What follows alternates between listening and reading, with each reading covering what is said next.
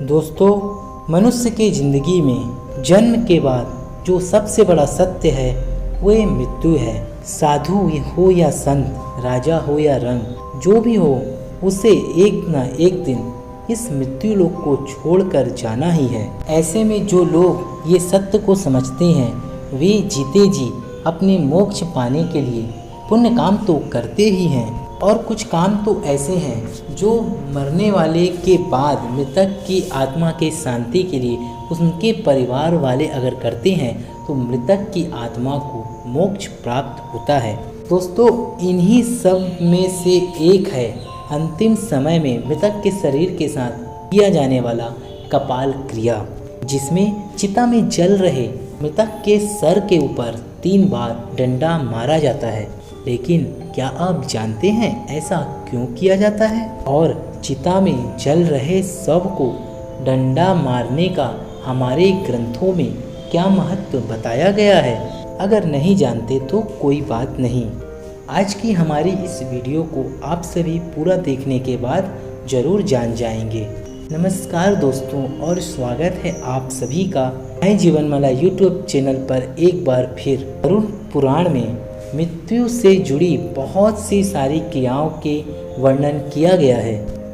इसी ग्रंथ में कपाल क्रिया से संबंधित कथा का भी व्याख्यान किया गया है। गरुड़ पुराण के अनुसार मनुष्य के मृत्यु को लेकर एक निश्चित ही विधि विधान का वर्णन मिलता है, जिसका पालन हिंदू मनुष्य की मृत्यु के समय होता ही है। गरुड़ पुराण के अनुसार मृत्यु के बाद शव को मुखाग्नि देने के बाद बांस के डंडे में एक लोटा बांधकर उसमें घी डाला जाता है, और ऐसा इसलिए किया जाता है ताकि अंतिम संस्कार में सबका सिर अच्छी तरह से जले। इसका एक कारण ये भी है कि मनुष्य के सर की हड्डी बाकी शरीर के हड्डियों की अपेक्षा बहुत ज़्यादा मजबूत होती है, इसलिए इसे अच्छी तरह जल जाए, इसी उद्देश्य के लिए सबकी खोपड़ी में घी डाला जाता है। सवाल यह उठता है कि शव के कपाल को पूर्ण रूप से नष्ट करना क्यों अति आवश्यक है? वास्तव में सही तरीके से इसका करने का कारण भी गरुड़ पुराण में सही तरीके से वर्णित है,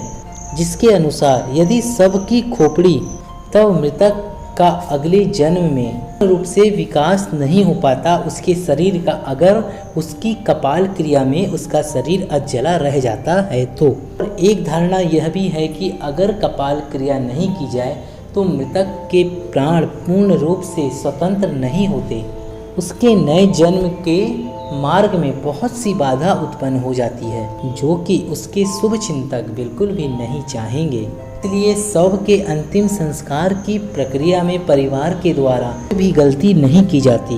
भिन्न धर्मों में मनुष्य के अंतिम संस्कार में अलग अलग मान्यताएं और विधि विधान है। जैसे कि इस्लाम धर्म में मृत्यु के बाद उनके शव को जलाया नहीं जाता बल्कि दफनाया जाता है, जबकि हिंदू धर्म में मृतक के शव को जलाने की मान्यता है, जिसमें महिलाओं और बच्चों के शव को लेकर अलग अलग अंतिम संस्कार का वर्णन मिलता है। तो चलिए अब हम आपको बताते हैं आखिर मृत्यु के बाद शव के जलते हुए शरीर के कपाल पर मतलब सिर पर 3 डंडे आखिर क्यों मारे जाते हैं। दोस्तों, आप सभी जानते होंगे कि सिर में ब्रह्मा का वास माना जाता है और शरीर को पूर्ण रूप से मुक्ति देने के लिए कपाल क्रिया किया जाता है, जिसके लिए मस्तिष्क में स्थित ब्रह्मेंद्र पंच तत्व का पूर्ण रूप से विलीन होना अति आवश्यक है।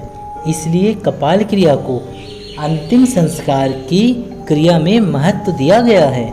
इसके अतिरिक्त आप लोगों ने यह भी सुना होगा कि कुछ अघोरी व तांत्रिक कपाल का उपयोग अपनी सिद्धियां और तंत्र प्राप्त करने के लिए करते हैं, और ऐसा अगर परिवार के मृतक के किसी के साथ हो जाए तो उस व्यक्ति का मोक्ष पाना बहुत ही मुश्किल हो जाता है। इस कारण भी कपाल क्रिया करना आवश्यक हो जाता है।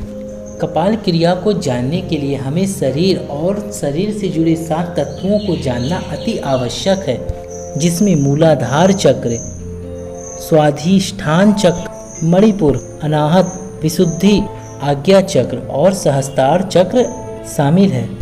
इनमें सहस्त्रार चक्र को कपाल क्रिया से मिला जुला माना जाता है।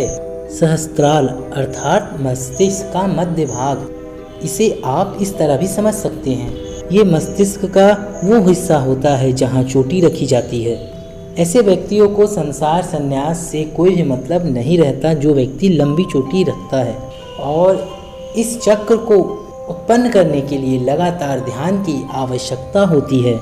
मूलाधार से होते हुए सहस्त्रार चक्र तक पहुंचा जाता है। शरीर की संरचना में इस स्थान पर बहुत ही विभूति और जैविक शक्तियों का संग्रह मिलता है। इसे ही मोक्ष का द्वार माना भी जाता है। वास्तव में धर्म शास्त्रों के अनुसार जब मनुष्य की मृत्यु होती है तब हमारी आत्मा उसी चक्र से हमारे शरीर को छोड़ती है। शरीर से आत्मा के निकास को मोक्ष प्राप्ति माना गया है।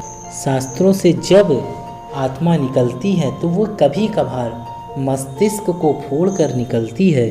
और मित्रों, ये भी आवश्यक नहीं कि सातवें चक्र से जागृत आत्मा हर बार मस्तिष्क को फोड़कर ही निकले, लेकिन ऐसा कभी कभी ही होता है।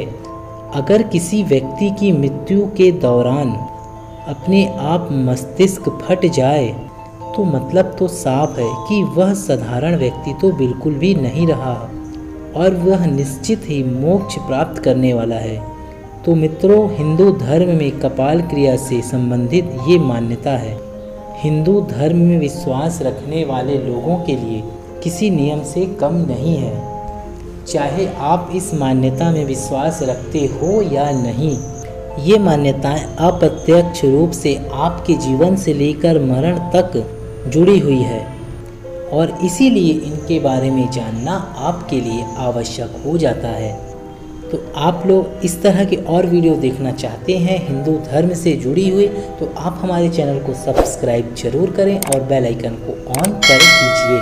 इसी तरह के और वीडियो देखने के लिए फिर मिलते हैं अगले वीडियो में। तब तक के लिए जय श्री राम।